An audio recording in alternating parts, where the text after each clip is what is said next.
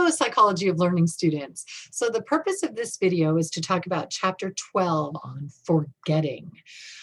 After we cover this chapter, you'll have finished chapters 9, 10, 11, and 12. And those are all of the chapters that will be covered on the Unit 3 exam, which will happen next week. Now remember, the Unit 3 exam is the exam that must be proctored. So if you're going to come on campus, there's a lot of proctoring, or there are a couple proctoring sites on the Lawton campus. Some of the sites are open at night, some are open on Saturday and Sunday. So if you go back to the proctoring information, if you click on the link, it'll tell you where you can go and the times that it's open. I believe there's a site in Duncan, but I don't think it's open on the weekend. If you cannot come to campus, that's totally fine. You can use Examine or ProctorU. And those are sites that you can do from your home. Now, during that very first week of class, when you were completing the Start Here module, one of the things that you were supposed to do is complete a proctoring form where you said where you were going to have your site proctored. So hopefully you've already decided that. If not, look into it again and kind of have a plan. Okay, and you don't need to let me know what the plan is. Just I think it's good to have a plan. All right, well, let's get to forgetting. I'm going to begin by sharing the slides from Chapter 12, and you already know where to find these now in the course shell. Okay, so forgetting. So we're going to talk, I'm following the book almost exactly. Remember, these are the slides that Dr. Stephanie Stern came up with. They're so good, and she's following the text like I am. We're going to define forgetting. We're going to talk about how we can measure forgetting. We're going to talk about the sources of forgetting, degree of learning, prior learning, subsequent learning, changes in context. And then we're going to talk about the application, eyewitness testimony, and how it's probably not as reliable as many people think. And then ways that we cannot forget, ways to learn to remember. So, all right, let's begin with defining forgetting. What is forgetting? It's deterioration in performance of learned behaviors following a retention interval. Now, what do we mean by retention interval? That's a period of time where you don't get to practice. You're not practicing the event, or if you're practicing that's it.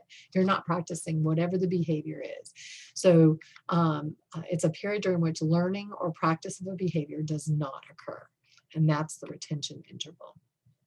So anytime you're not using what you learned, that's the retention interval. And during that retention interval, if there's a deterioration in performance, we're going to say forgetting occurred. Okay? So let's talk about forgetting and stimulus control. So all behavior is elicited by the stimuli that are present during learning. So if you're watching most of these videos from your home, let's say you watch it on your bed, on your computer, on your bed, you sit on your bed and do it. Then when you are sitting on your bed looking at your computer, it's going to be more likely for you to remember other things that happened while you were sitting on your bed learning this material. Forgetting is going to happen if some of those stimuli are not present. So when you go to take the test, if you're in a completely different room or sitting in a different chair, it may be that all those stimuli aren't present when you're trying to recall the information when you're taking the test versus when you learned it. And it's going to make it easier for you to forget some things. Now, as far as taking exams, it's not a huge amount. There's been some research done where people will take exams in different rooms, and the difference is minuscule, imperceptible. But you get the concept here, okay? All right, so forgetting is learning. So there's another definition of forgetting, that is, forgetting is a change in behavior due to the environment. So what it's saying is, rather than thinking of forgetting as a deterioration of like something going away, we can think of forgetting as saying that the situation has changed in a way. And so now that the situation has changed, the behavior is going to change too. So what is learned here? A change in behavior due to the environment. Is forgetting learning? Some evidence suggests that there's similarities, but most of the research says no, it just isn't. So here's the distinction. So extinction would mean that you learn to forget. That's sort of the extinction idea. Forgetting is different. So with extinction, you learn not to perform the behavior because the behavior is no longer reinforced, or with classical conditioning, it's no longer associated with the unconditioned stimulus.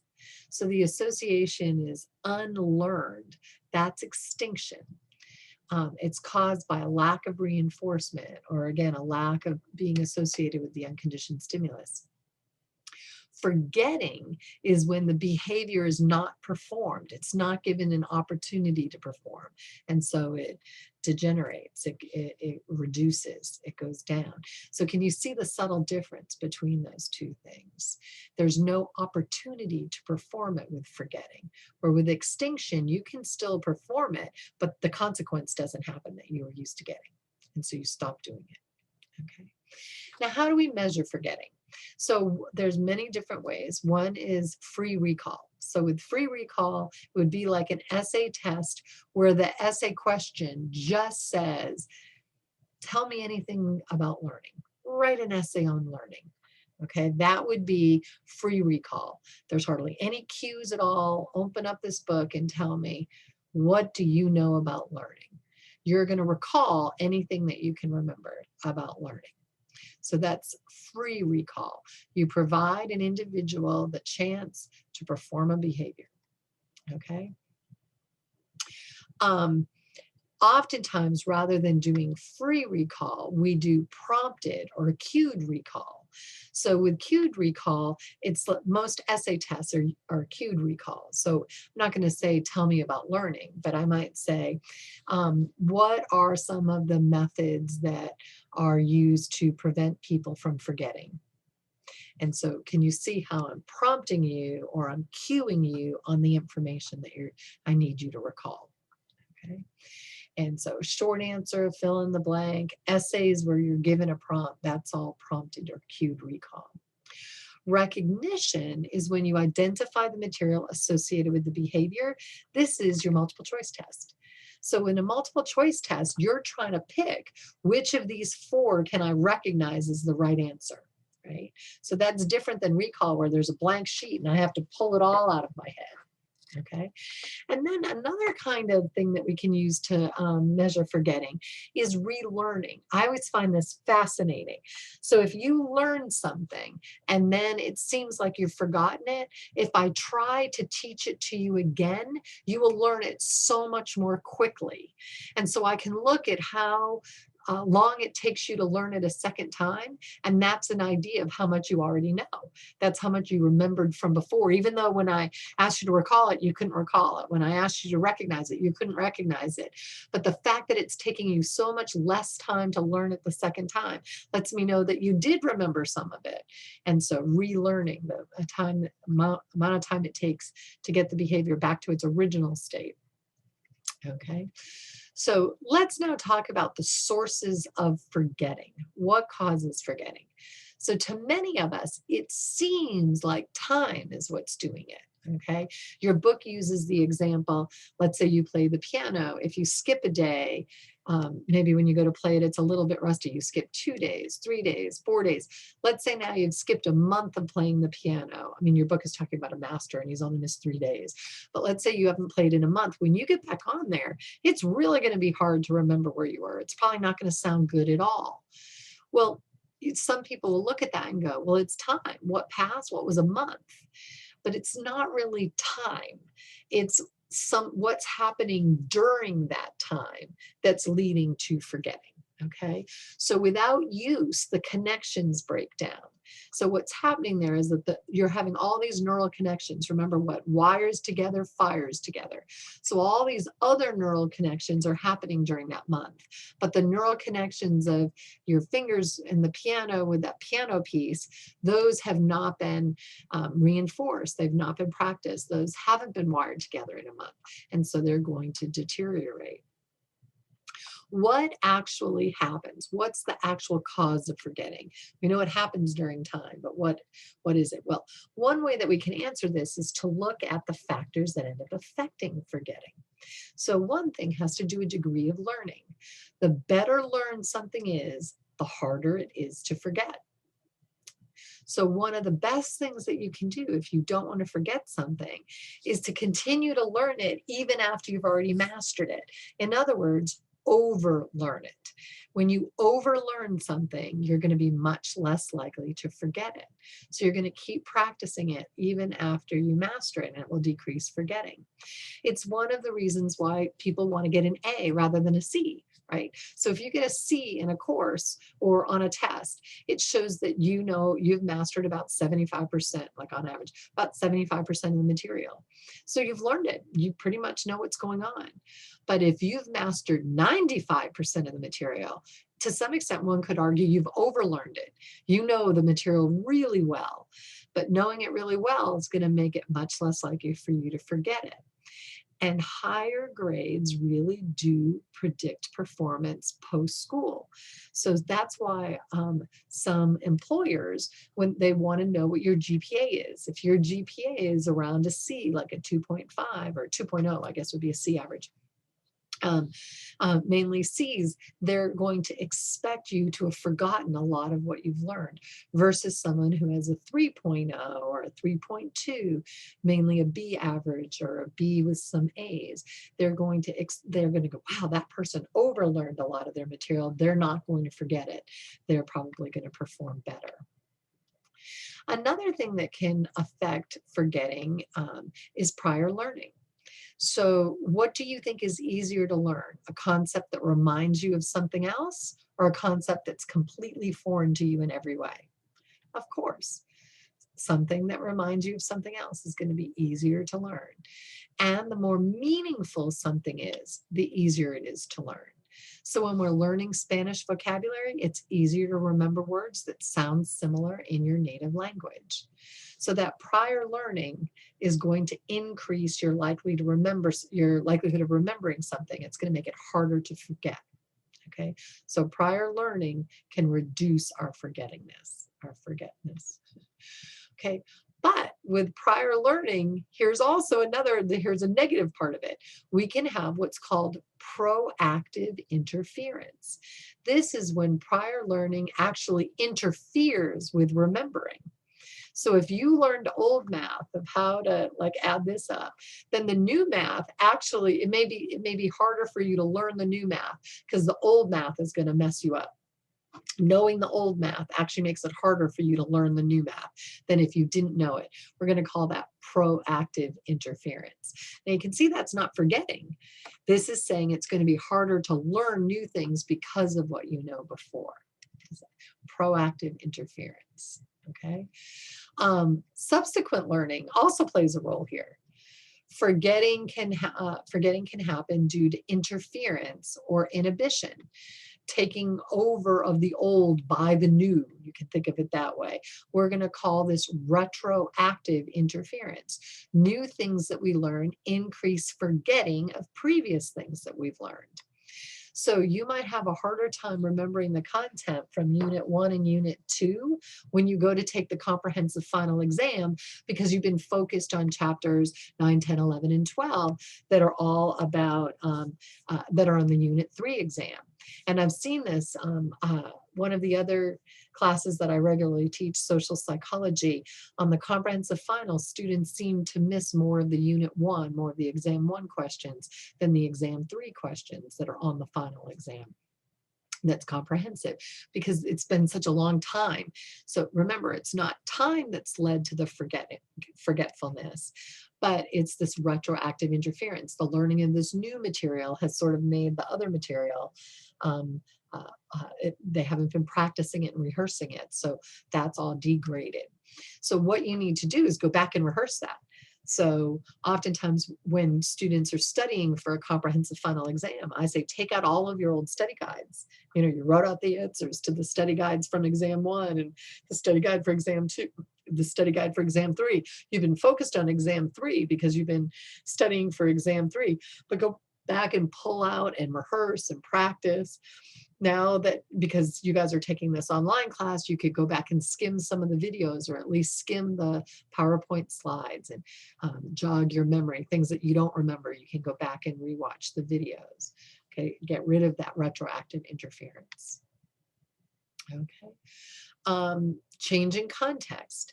So the stimuli that are present during learning will help you to recall and recognize information if they're also there when you're regurgitating it. So if the stimuli are not present, it's going to make it harder. So stimuli present during learning that are not directly related to what was learned, those are cues to help you remember. So the seat you sit in class, the clothes that I'm wearing in this video are all cues that can actually impact your forgetting. Okay, so if you remember this blue jacket, it may help you to remember this lecture. Okay. Cue-dependent forgetting. This is forgetting caused by a lack of stimuli present during learning. So when you go to recall this information, I'm not in the room at all, there's no blue blazer, there's nothing, like none of those cues that could help you remember are present. So that's why it's so important when you're learning the material to put cues there. Make the cues internal cues to yourself, or words that are cues to yourself. Location, time, posture, smell, mood, hunger. I notice if you're taking a class, especially if it's a face-to-face class, and you're taking the class 11 to 12:15 and you eat after class, you're probably hungry when you're learning the material. Well, then when you take the test, you want to be hungry too. Don't eat right before then. That cue of hunger can actually help you to not forget. Okay. All right, now let's talk about the applications. And the biggest one here is eyewitness testimony. What does the nature of learning mean for eyewitness testimony? If a witness said to you that they were certain they had seen the defendant commit murder, would you believe them? Well, now that you know all the different things that can happen, the proactive, the retroactive interference and the proactive interference, and how cue dependent memory is, I hope you're going to say, I'm not sure that I would. So 358 people have been convicted and sentenced to death since 1989, have been exonerated through DNA evidence. Of these, 71% have been convicted through eyewitness testimony, basically eyewitness misidentification. And on average, they serve 14 years in prison. I mean, that is just awful. Eyewitness testimony is not very reliable. And here's research that was done by Loftus. This particular study was done by Loftus and Palmer. But they had people watch a film of a car, here it is, of an accident taking place. You'd watch a video of this accident. And after the accident, the people were asked a series of questions. And some were asked, how fast were the cars going when they smashed each other? Others were asked, how fast were the cars going when they collided with each other? Others when they bumped each other, others when they hit each other, others when they contacted each other. Okay. And what they found is 2 weeks later, when she brought them back to the lab and she asked, so tell me about the accident that you saw in the video last time. When they were asked a question about the perceived speed that the cars were going to, you can see here the statistically significant differences that occurred in people's responses based on the question they were asked after watching the video. So just the questions that are used when you're thinking about the event changes your memory of the event. So if you read how fast were the cars going when they contacted each other, 2 weeks later, you thought that they were going slower than if you had read the question, how fast were the cars going when they smashed each other? So you can see how this is real. Eyewitness testimony is very vulnerable to suggestion, and it makes it really unreliable. So, okay, now what are some of the things that you can do to learn to remember? What can we do to forget less? Well, like we talked about before, one thing you can do is overlearn. Keep practicing even after you're satisfied with your performance. If you overlearn it, then forgetting will be much less likely. Another thing is to practice with feedback, both positive and negative. The more you practice it with positive reinforcement and negative reinforcement, the better off you're going to be. You'll be less likely to forget it. Distribute the practice. So rather than practicing all at one time, practice less in a whole bunch of different times, in different rooms, in different places. If you spread it out over time, you're going to remember more than if you do it all in one chunk of time. Test yourself. It's amazing how much giving yourself cues to help you recall information will help you later on to recall the information better. So testing yourself, it forces recall, which strengthens the neural connections in your brain. And then mnemonics work really well, devices that help you recall things. So typically we use cues to prompt recall. So this kind of thing might help you remember Corona and NyQuil. I don't know what you need to remember this for, but if you are remembering a list of things to get at the store and you're trying to remember NyQuil, a Corona, and a scarf, you might picture this, and picturing this might help you to remember all three things. Okay. And that is it for our forgetting chapter. So if you have any questions, please email me at maryd@cameron.edu. And next week, you'll take your Unit 3 exam. Remember, it needs to be proctored. And when you get to the proctoring site, you need to bring your ID. Or if you're taking it from home, Examine or Proctor U will ask for your ID. And they'll have the passcode that's needed to get into the exam. All right. Remember, the Unit 3 exam covers chapters 9, 10, 11, and 12. Okay. All right.